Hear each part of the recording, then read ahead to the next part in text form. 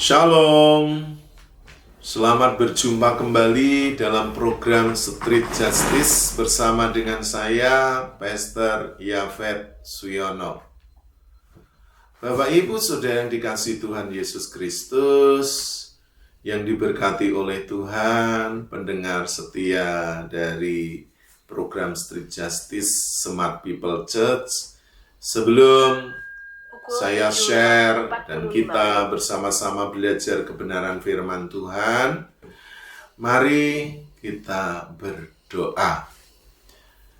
Bapa Surgawi, Bapa yang kami kenal di dalam Tuhan Yesus Kristus, Tuhan dan Juru Selamat kami yang hidup, kami bersyukur biarlah melalui pertemuan di program Street Justice ini, setiap kami Bapak Ibu Saudara dikuatkan, diteguhkan, diberkati, dan juga semakin menyala-nyala rohnya untuk mengikut dan melayani Tuhan Yesus. Terima kasih, kami serahkan waktu ini sepenuhnya ke dalam tangan-Mu, di dalam nama Tuhan Yesus. Haleluya. Amin.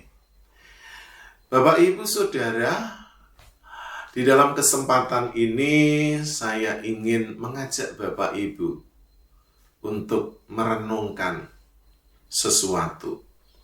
Bapak Ibu Saudara tentunya pernah mendengar ya yang namanya recycle, atau kalau diterjemahkan bahasa Indonesia daur ulang. Bapak Ibu Saudara pasti tahu kata daur ulang itu mendaur ulang kembali ya bahan-bahan yang bisa ya didaur ulang untuk menjadi barang-barang tertentu, bahkan mungkin jauh lebih berguna atau bermanfaat dari aslinya. Contoh seperti plastik ya, atau botol, gelas, air mineral, ya, atau kertas, atau juga ya yang lainnya. Barang-barang itu adalah barang-barang yang bisa didaur ulang dan dijadikan barang atau benda sesuai dengan keinginan pembuatnya atau kreatornya. Ya, bentuknya bisa bermacam-macam, bisa menjadi bantal, bisa menjadi sepatu, bisa berupa baju, juga bisa berupa mungkin ya seperti gantungan kunci atau hiasan dinding dan sebagainya.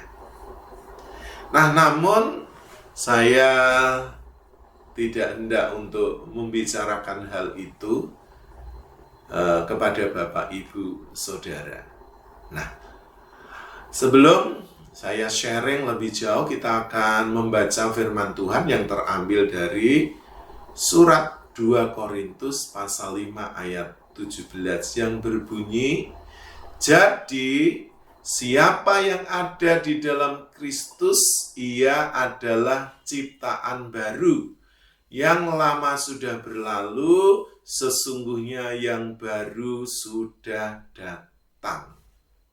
Nah, menjadi ciptaan baru. Nah, Bapak Ibu Saudara mesti dipahami secara benar. Tuhan di dalam kemahakuasaannya tidak pernah menjadikan manusia itu seperti barang-barang plastik atau kertas yang bisa didaur ulang.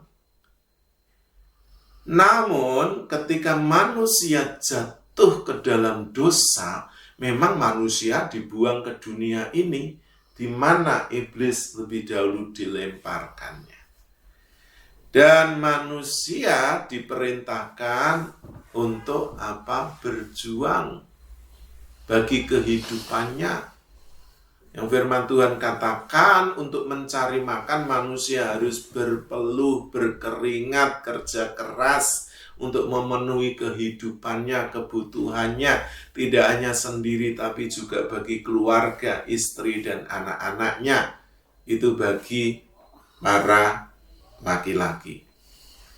Dan untuk perempuan atau kaum Hawa, firman Tuhan katakan bahwa perempuan itu akan mengalami kesakitan saat melahirkan. Namun dengan cara itu perempuan diselamatkan. Karena yang jatuh, yang tergoda lebih dahulu oleh iblis adalah kaum Hawa atau perempuan. Nah, kembali kepada surat 2 Korintus pasal 5 ayat yang ke-17. Jadi siapa yang ada di dalam Kristus, ia adalah ciptaan baru. Siapa yang ada di dalam Kristus? Firman Tuhan ini menegaskan kepada kita, Bapak, Ibu, Saudara, kita tidak akan pernah menjadi ciptaan baru jikalau Bapak, Ibu, Saudara tidak tinggal di dalam Kristus.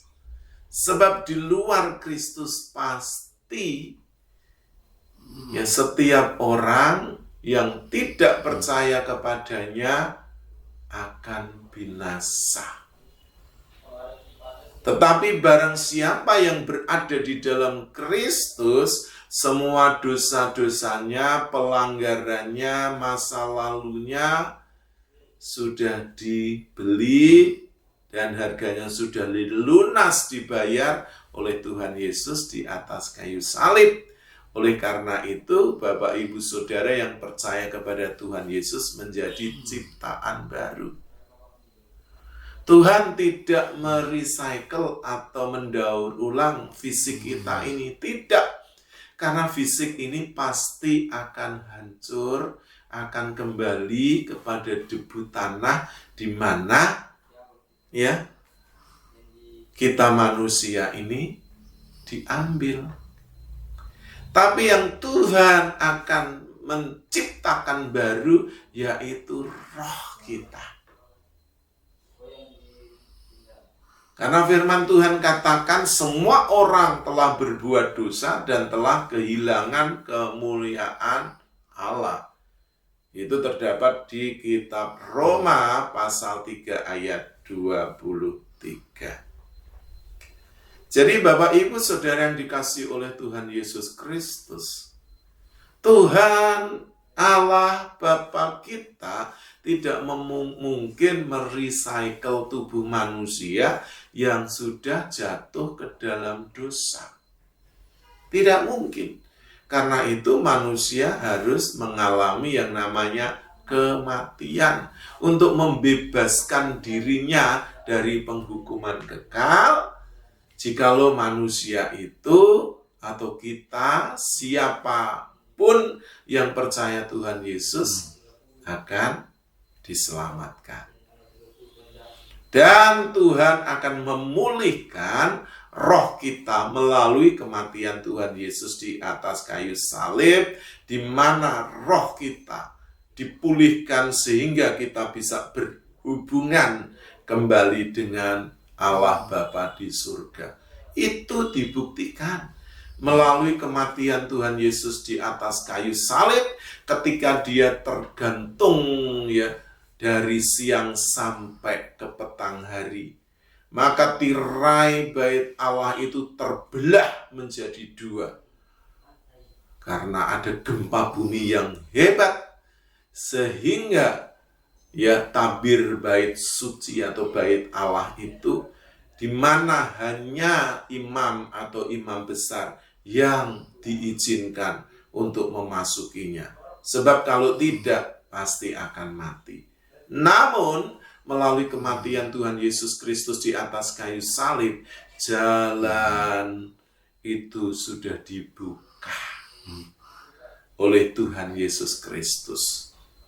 Seperti ada buku ya yang menulis tentang jalan ke surga sudah rata. Dan itu hanya dapat dilakukan oleh satu-satunya manusia, pribadi yang berkenan kepada Allah Bapa di surga, yang mampu memperbarui hidup manusia yang berdosa melalui pengorbanannya di atas kayu salib, yaitu Tuhan Yesus Kristus. Oleh karena itu, Bapak Ibu Saudara yang dikasihi oleh Tuhan Yesus Kristus, siapapun kita, berita ini diberikan, kesempatan ini dibukakan seluas-luasnya kepada Bapak Ibu Saudara, khususnya Bapak Ibu Saudara yang mengikuti program-program dari Smart People Church, ya, khususnya di program Street Justice ini, Bapak Ibu Saudara yang belum percaya kepada Tuhan Yesus Kristus memiliki kesempatan yang sama. Kalau Bapak Ibu Saudara mau diselamatkan, mau menjadi manusia baru yang benar-benar diperbarui seutuhnya, the new creation. Jadi Tuhan tidak pernah, Allah Bapa di surga tidak pernah mendaur ulang tubuh manusia yang sudah jatuh di dalam dosa, yang firman Tuhan katakan seperti kain larah, kain usang, kain yang sudah lapuk, dan kain yang akan dikubur dan dibakar. Pasti hidup seperti itu akan masuk kepada penghukuman kekal. Nah, supaya Bapak Ibu Saudara tidak mengalami penghukuman kekal, jalan satu-satunya adalah menerima Yesus Kristus sebagai Tuhan dan Juru Selamat. Siapapun kita, dimanapun Bapak Ibu Saudara berada, sejauh mana program dari Smart People Church ini dapat Bapak Ibu Saudara tangkap. Jadi, siapa yang ada di dalam Kristus, ia adalah ciptaan baru. Saya percaya, Bapak Ibu Saudara, kita semua rindu, ya, menjadi manusia baru di dalam Kristus, menjadi ciptaan baru yang benar-benar, ya, diciptakan hanya oleh satu pribadi yang sanggup, yaitu Tuhan Yesus Kristus. Yang lama sudah berlalu, yang lama atau manusia lama kita bisa buka di dalam surat Efesus pasal yang keempat ayat 22 sampai 24. Dikatakan bahwa manusia lama kita ini akan mengalami kebinasaan, artinya dibinasakan di dalam api neraka, dan itu pasti.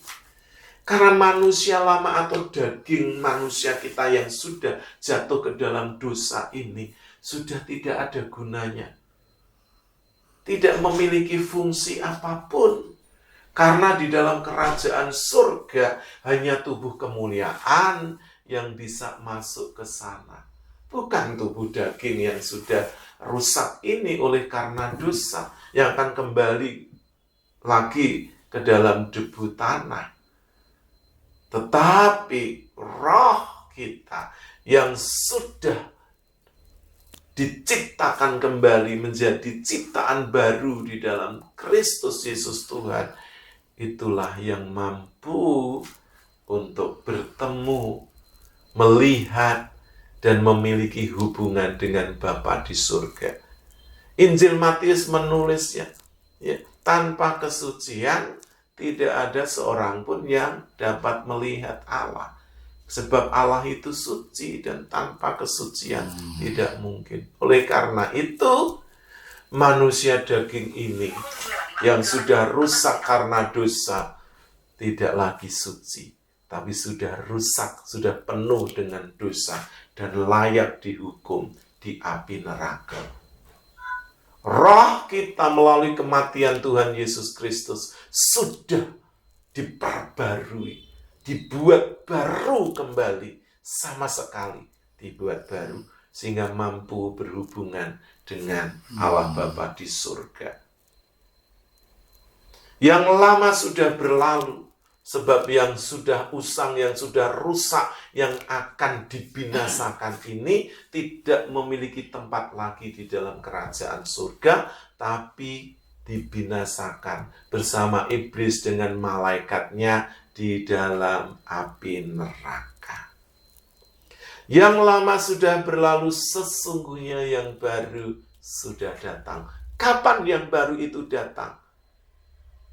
Ketika Bapak Ibu Saudara menerima Yesus Kristus sebagai Tuhan dan Juru Selamat yang telah menebus kita, yang telah membeli kita dengan harganya yang lunas dibayar di atas kayu salib, saat itulah ciptaan baru, manusia baru, kita dilahirkan kembali. Ya, jadi Bapak Ibu Saudara, kalau hidup kita mau menjadi ciptaan baru di dalam Kristus, mau tidak mau, Bapak Ibu Saudara harus satu, jalannya menerima Yesus Kristus sebagai Tuhan dan Juru Selamat. Dan yang kedua, hidup sesuai dengan firman-Nya. Sebab Roh Kudus akan menuntun kita ke dalam seluruh kebenaran. Dan firman Tuhan dari Efesus tadi pasal 4 ayat yang ke-24, dan mengenakan manusia baru yang sudah dikuduskan, dilayakkan, disucikan, dan sepenuhnya Bapak Ibu diberi hak untuk apa? Masuk di dalam kerajaan surga, dan Bapak Ibu Saudara dikondisikan bukan hanya menjadi masyarakat umum atau masyarakat kebanyakan di langit baru bumi baru, tetapi Bapak Ibu Saudara dikondisikan untuk memerintah bersama dengan Tuhan Yesus Kristus di dalam kerajaan kekal sebagai warga kerajaan surga. Sungguh luar biasa rencana Allah Bapa yang digenapkan melalui Sang Putra Tunggalnya Tuhan Yesus Kristus, dan itu akan terjadi di dalam hidup Bapak Ibu Saudara ketika Bapak Ibu Saudara meresponi panggilannya. Kesempatan ini tidak akan pernah datang dua kali dalam hidup Bapak Ibu.